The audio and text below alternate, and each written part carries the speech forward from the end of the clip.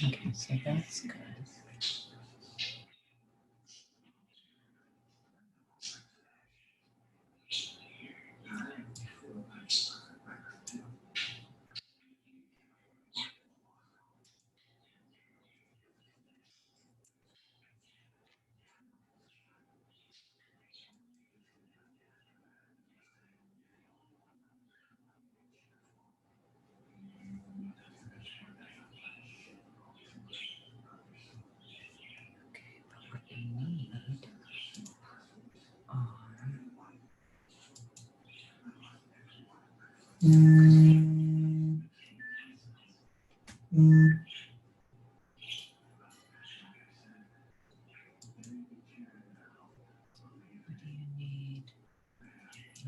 Questions. Questions are here.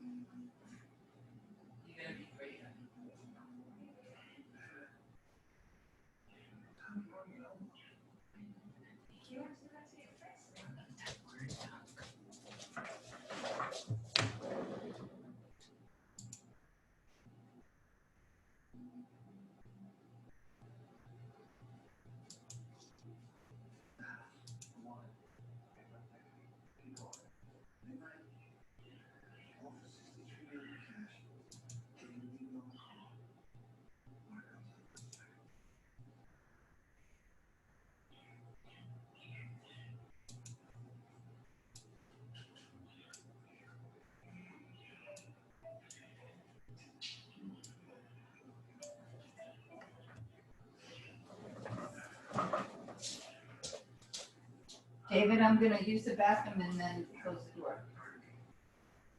Are you gonna watch? You gonna record it? It'll be on Facebook.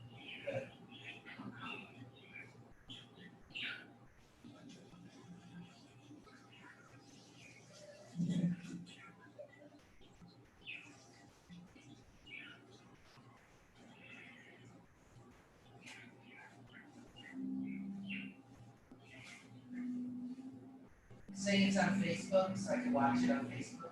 Yes. Rabbi Marc's page.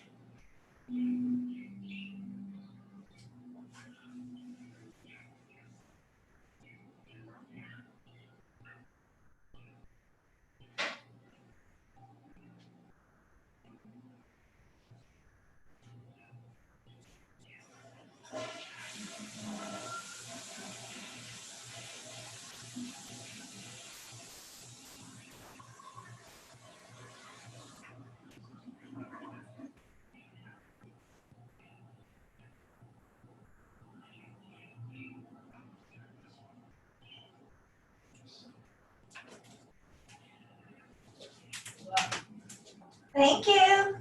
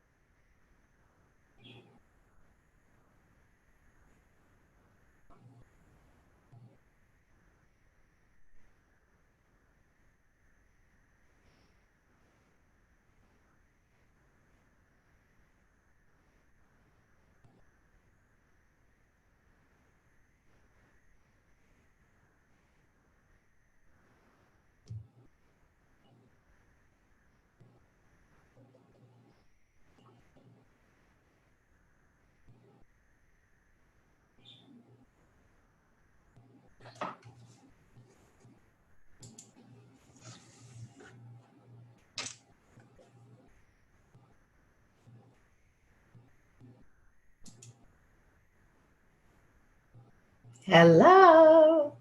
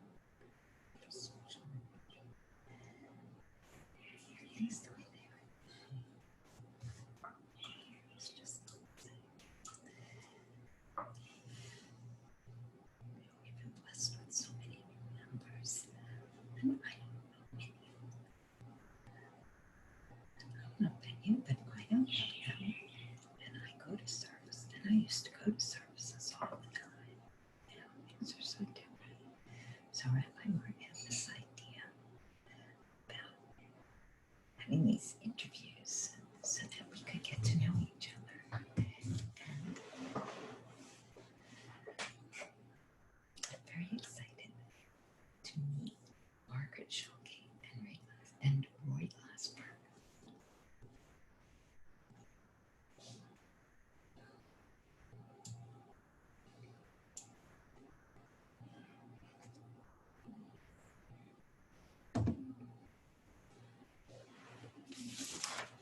Hi, so sorry. Oh, we did it. Yay. Yay. Hello. Hi. How's it Oh, going? gosh, thank you for being here. Okay. Now, can you guys move your camera? Right, and then maybe centered between you, because Margaret, you're definitely more in the forefront, and this is an equality situation here. You want to sit? Yes, we'll sit next to each other. Oh, I know it's a real hardship, but Okay. so I am going to start the Facebook. No. We will be live on Facebook in just a How's How's minute. that? Choose where you want. Oh, swell. Whose Facebook page am I sharing this I'm on? sorry, we don't have like these awesome bookcases behind us that show that we're like reading the Encyclopedia Britannica. Oh, we don't want I don't want it on my Facebook page. I've actually noticed that, I watch the late shows and the interviews where they're doing, and they do it from home, and Right. most of them have no books. Very few. Okay. It's decor, but not books.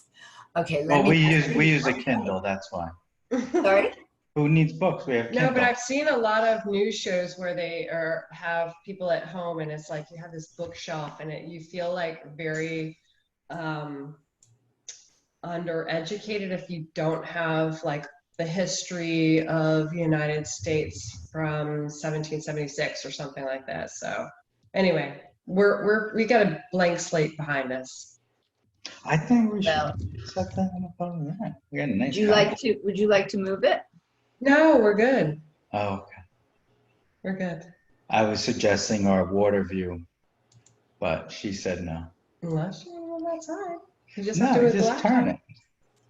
So we have our terrace in the background. Well, let's see. You have time. We're still connecting to Okay. Okay. Yeah, why not? It's not that. It's this one. I know exactly, but we still need to do that. I'll let you do that. Well, come sit. Oh, what are you doing? No, I'm waiting for you to just second. Oh, okay.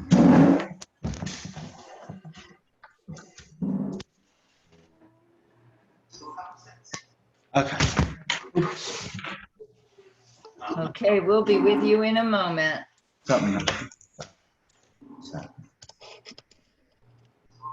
You guys let me know when you're all set up. Okay, we'll be with you in a moment. So for those of you on Facebook Live, hi, it's not Rabbi Marc. In case you were wondering, we will be getting to know TAO. On Facebook Live, hi, it's not Rabbi Marc. Oh, wait a minute. I need to close that browser. However you want. Okay. Hi. It's Hello. Hi. you, and you're right, Roy, that is a much nicer view. Oh, Definitely. So thank you for taking your time, and let's get started. So hi everybody, I'm Anne Goldberg, not Rabbi Marc, although we are broadcasting on his page and on the Temple's Zoom page. And this is the inaugural episode of Getting to Know TAO. So I don't know if you know this, I've been a member for more than 15 years. I'm a past president, 2-term, and I've headed most committees that we've had over the course of the years, and have done a lot of work for the Temple. And I've really come to rely on our community for of course, my spiritual connections, but also my social connections. Mm-hmm. And now with this COVID-19 thing, everything is so different.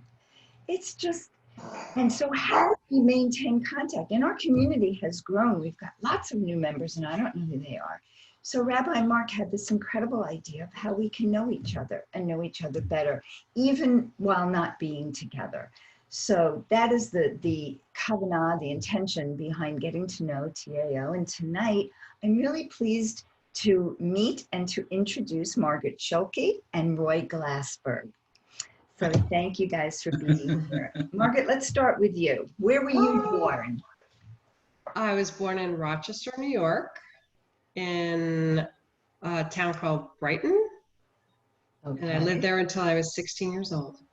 All right. And Roy, how about you? Where were you born? I was born in Rockland County, New York, just across the river from New York City. Family's from the Bronx. They moved right before I was born in 1964.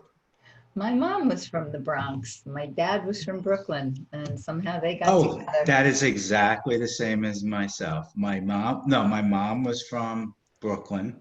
My dad was from the Bronx, though my mom was basically ditched out of her family for marrying a conservative Jew. She was Orthodox. Really? She downgraded? Well, I don't know about that. I mean, that means I've now downgraded from Orthodoxy to Reform, but I think it's an upgrade personally. Because I was bar mitzvahed and took my bar mitzvah lessons from an Orthodox rabbi. Okay. Well, that's more hardcore than I've upgraded to Reform to Rabbi Marc. My mother used to freeze the bread on Passover and we'd eat on the good china. That was her idea of the holiday. We cleaned out the whole house, changed everything. Oh my goodness, yes. You grew up with a very Orthodox background. No. I grew up conservative, but there was elements there that stuck, you know. How about you, Margaret? Was there a Jewish identity in your home? Interesting. So Schulke, German, Lutheran. I grew up in a Lutheran church, went to Presbyterian church for most of my adult life. But the reason I mentioned Brighton is because Brighton was a sort of an enclave in Rochester, New York, where about half of the population was Jewish and the other was Christian and other denominations. And I grew up thinking that half of the population in this country was Jewish. We celebrated Easter, we celebrated all the high holidays and Passover. And it wasn't until I actually moved to Georgia in the 80s at the end of my high school education that I finally realized that half of the population in this country is not Jewish. So I went to many bar and bat mitzvahs. Yes. So. And I thought everybody was Jewish or Italian from the Bronx until I went to college. Till I went to college, you know, I went to Buffalo, New York, and I met people who were like, I never met one of you. I'm like, what? Yeah. I know. I had the same until I was 17. I thought the entire world was Jewish or Italian. Right, exactly.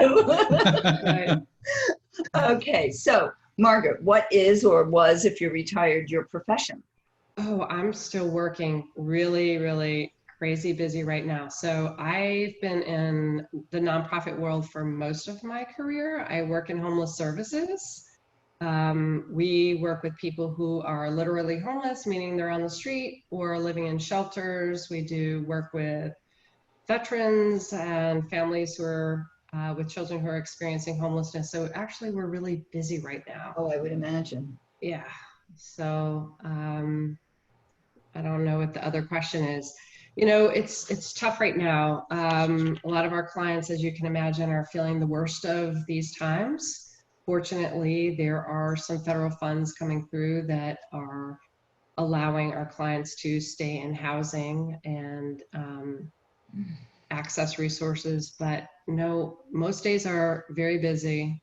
So we're still working at 7:08 o'clock and not a moment of rest yet, but things are okay. Thank you so much for asking. If we had more time, I would ask about 6 more questions. Sure. Homeless. Next conversation. Next conversation. How about you, Roy? What do you do? Well, I'm going to input one thing. Margaret brought the idea to Rabbi Marc for the homeless choir that you have. So that's where that came from, because Margaret had done that with a gentleman up in Atlanta where has her nonprofit. So don't forget that. That is just so special. I am always in awe when I see, the rabbi take these initiatives, and to know that it came from you is really, that warms my heart. You put him on stage for Rosh Hashanah. That was pretty cool. Yeah. Or Yom Kippur. I can't remember which one, but yeah, I don't remember. Yeah, there was Yom Kippur. But so I'm a CPA, certified public accountant. Been doing it for forever, since since I was 10 years old. Had to work every Saturday of my life at my dad's office, who started my firm in the Bronx in the 60s. But I've been practicing accountant for 34 years. Well, maybe one day you'll get it right, huh? Yeah. Yes. Well, all I do now is what's called PPP loans. That's all I do, is help people to get these loans, these SBA loans, to help out their businesses, because it's crazy times, man. Crazy times. Yeah, very busy. We'll get to those questions in a minute. I'm curious, so we've now got a glimpse into your past. So, Roy, who or what has really informed who you are today? What influences you currently? I mean, I always go to my dad, as who sort of influenced me, of who I am. Unfortunately, I lost him when I was 19, but he's always around every day, But I have clients who were his clients that are in their 80s who still talk to me about what a wonderful, great guy he was, great sense of humor. So that's always great. Currently, I have close friends. I have a brother who I spent a lot of time talking with, and the truth is, a lot of it currently, my newfound, I guess, enlightenment on things I didn't know anything about is actually Margaret. I really didn't know anything about the nonprofit world and how that all worked and what it is to help people. And as a result of her, I actually spent 10 days in Africa back in November doing service work, helping an NGO there. I taught classes in a village in Uganda to help raise money for a village bank there. And that's all because of Margaret. She opened my eyes to what it is to help others, not just your immediate family, which is really what mostly I learned, growing up. But she's brought in that for me, so I'm very appreciative of that. In my world, it's why we're here, to help each other, to support each other. It's really part of it's interesting. And I say that to her, I was like, I didn't get a lot of that growing up. It was more like help your family, help your close friends. There wasn't a lot of, looking beyond. And it's amazing what it is, what that world is. And, I always say Margaret wakes up wondering, who am I going to help today? And I'm being totally sincere. That's really who she is. It's pretty, I never met someone like that. It was sort of weird in the beginning, but it's. How long are you two lovebirds together? 6 years, I think. But let's go back to that photo that you guys have. God. Okay, so we've known each other since 1986. Yeah. We met at college graduation, University of Buffalo. Yeah. And we were friendly, knew each other, mutual friends, went about our life, had our own families, and then reconnected about 6 years ago. Yeah, we were reconnected by a mutual friend of ours. So. And beautiful. Now, so she was living in Atlanta, we were going back and forth, and now, since about 2.5 years ago, we've been together here. So. Well, that's beautiful. Thank you for sharing that. How about you, Margaret? Who or what has informed who you are today, and what continues to influence what or who? Oh, gosh, where to start? So I am one of 5 girls to a single mother. Oh, So it's my mom and 5 girls. My mom sadly passed away in December, but she was a force to be reckoned with. She was a nurse and a helper and a great role model. Taught me about service work. We were very active in our community and our church and other activities, and that's always been how I was raised, is to find ways to be of assistance to others. I also can say throughout my school experience, there was always a teacher or two who took themselves out of the way to find ways to not only help me academically, but as a human being, and make sure that I'm finding the right path. So was very fortunate to have not only my mom and friends and family, but teachers and faith people and community members saying, I want to take you under my wing and help you find the right path. So that's always been my perspective on life, is what can I do to help others? And I have 4 sisters who kind of keep me on track too. So are they all also involved in nonprofit or charity work? Let's see, youngest one works for UC Berkeley. She's been a labor unionizer. I have a sister who's an attorney, does a lot of pro bono work. Another one who works for Catholic Charities, and the other one's a nurse. So yes, in some form or fashion, that's our life. It's a beautiful legacy that your mother left. Yeah, she was an amazing woman. Miss her every day. So here's the question. Yes. Through your life, you've learned, you've gained wisdom. Do you have anything? We hope.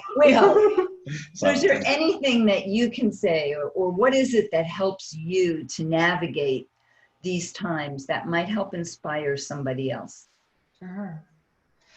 I was thinking about that question. So what do we do to keep some normalcy in this crazy world? To keep to routines. So when, our daily routine, Roy is an early riser. So he's up by 5:30 in the morning, typically. He's getting my coffee ready for me. My coffee is ready for me when I wake up in the morning, and then we're off to some kind of exercise, and we try to rotate that, whether that's yoga or bike riding or doing stretches in the house. Being healthy and eating right and sleeping right, and with not healthy in between. Let's not go crazy. But I think it's important.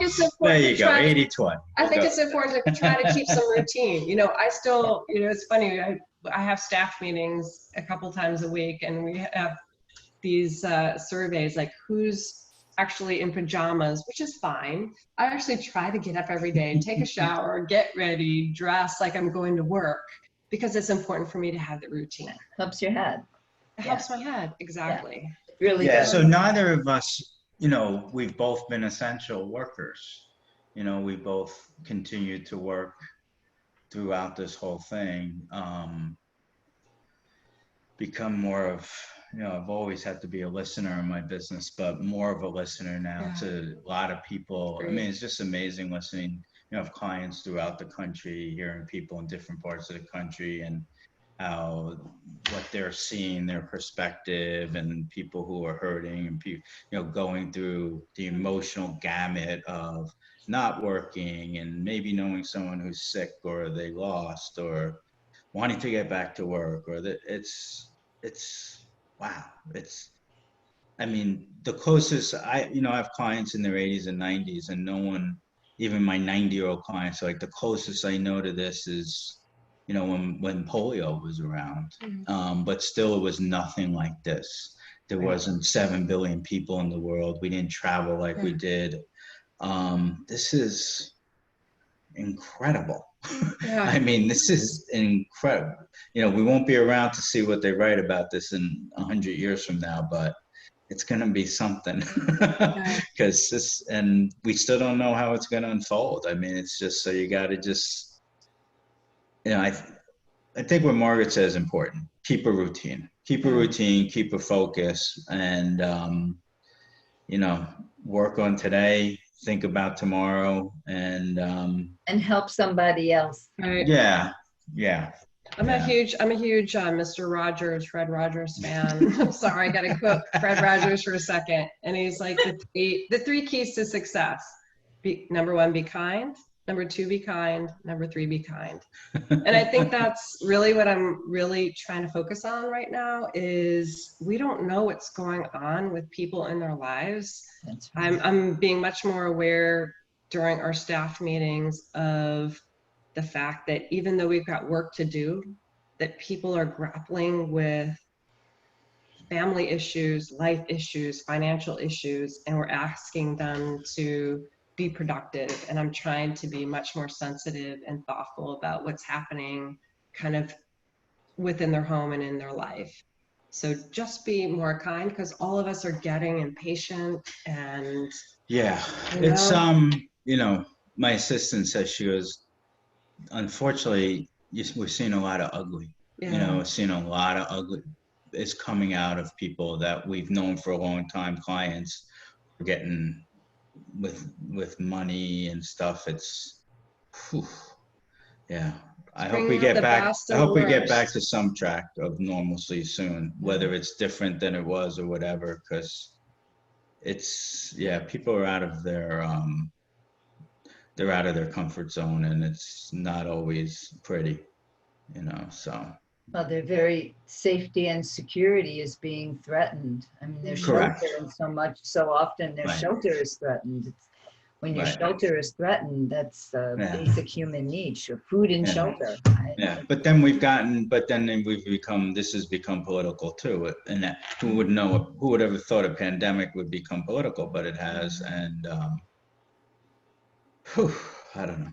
I don't know. We're very fortunate. Let's just put it sometimes it's that important way. to turn the news off so and turn on, I don't know, Bruce Springsteen or something else. You know, just like that's very important. Yeah, it's very important when you talk about things that keep you healthy during this time, is to turn off the news and do something else entirely. I mean, we who have our bills paid, we're so fortunate, so grateful. Can work from home. So leads me into the next question. How have you been changed by this? And if so, do you think that these changes are long lasting? So it's interesting. So I told you I have 4 sisters I have 2 in California, 1 in New York, 1 in Georgia. We stay connected. We were staying connected primarily through my mom, through her illness and her passing. And then things kind of stopped. I wouldn't say stopped, but we are being much more intentional right now of being connected and using, telecommunication and those kind of things, and really checking in.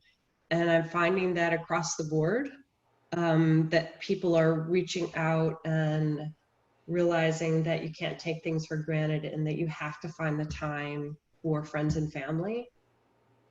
For me, I think that's a permanent change. It's something that's always been important, but I am much more making the effort to find that time in the day to reach out, even if it's just if I'm thinking of somebody, pick up the phone and letting them know I'm thinking about you.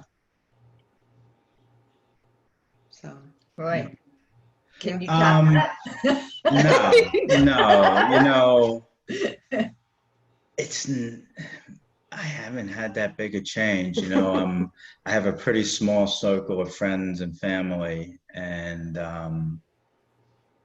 I'm working like I've always worked. If usually I actually get a break after April 15th, but I still haven't had a break yet. But that's, again, not to complain. I'm happy to help. You know, I'm one of these people who are okay. And people have called me a loner. I call myself a soloist. I do well on my own. I travel, you know, I go to Africa, I go wherever, I go by myself. Margaret does domestic with me, I do. So yeah, you know, hasn't changed that much for me because my world's small and, you know, and pretty granular. Those routines she talks about, that's my routine for a long time. Coffee, workout, my 3 vegetables, 3 fruit shake right after, and then I work, and then I come home and, you know, chill and veg and well, I'm go to sleep and start over. We've been exploring our community a lot more, like our community meaning, you know, the Palm Beach, Broward County, Dade County area that we didn't do before. So you mean you get in the car and take a drive? We actually have been biking a lot. So what we'll do is we'll take the car, put the bike on the back, and we just start at different spots. So we may like take the car to Miami and park and drive our bike for 20 miles. So we just kind of pick different neighborhoods every weekend, and we'll bike around the neighborhoods. And so we're exploring a lot. And you see a lot of people doing that, actually. There's a lot of bike racks in the neighborhood now. I bike ride. I love bike riding. And I don't think I'll go back too. Like I'm a walker. We have a very short commute to our office, so I walk and bike. I walk and bike anyway. I'm not a car person, so. But even more so, I don't think I was doing a 25 mile round trip bike ride every weekend. But I think that's going to be something we'll probably do going forward. Oh yeah, absolutely. Yeah. Isn't that to be grown up and strive for these wonderful physical milestones? Absolutely. Yes. Yeah, I love it. Okay. And it doesn't hurt too much after, so. The recovery time. Okay, last question. Of course, you know, here we are. We're members of Temple Adath Or. What drew you to our community? I mean, you know, there are people who come in and go, oh, like that, you know, and then people like me, like you, who went like that. So, you know, what do you enjoy most about being part of this community? Rabbi Marc. I'm not insulted. I mean, so what brought me to the community, I was invited by a friend a few years ago to a Friday night service. And I was like, whoa, what is this? Again, I'd never been to a Reformed temple. I've never seen a choir or an orchestra on stage at a temple, you know. I never saw people dancing in the aisles and bringing their drums, you know, people of different colors. So I went that Friday.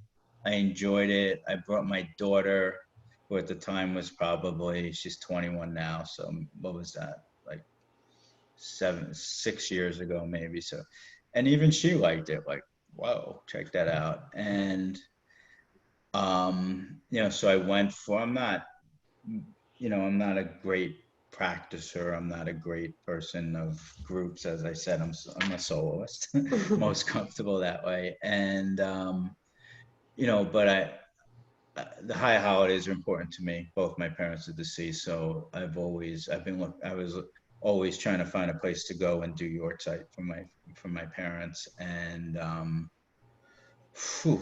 my goodness, brought into a seance, you know, brought into a meditation.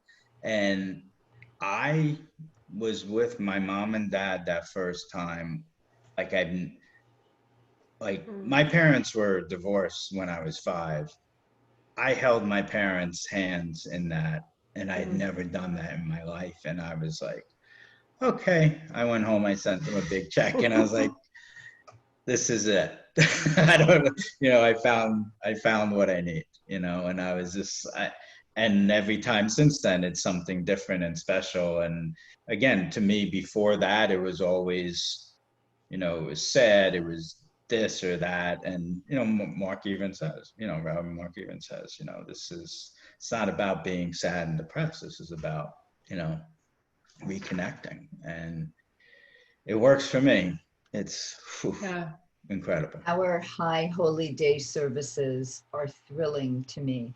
And honestly, every year around August, I start to get excited knowing they're coming up, because they are so wonderful. They're so empowering and entrancing. So I'm glad you feel that way.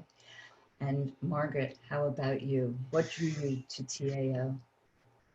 Besides Roy. So I went to a service, and then I think the first time I had a face-to-face meeting with Rabbi Marc was with him and his father at a hockey game. Yeah, I have hockey tickets. We invited them to come, which was fun. We started talking, and he was, who he is, and always is very generous about asking questions of who you are, and so sincerely concerned and compassionate about you as a human being. And so we had a very great conversation. He was already very involved in the all-fed work that the temple is doing, and was very intrigued with what I knew. We started talking about the homeward choir, and one thing led to another, and we just developed a very comfortable rapport with each other and a friendship. And then he came over to our house, and we were talking, and as somebody who grew up in the Christian faith, it was not like we have to be on different sides. We're all within the same, on the same side. Yeah.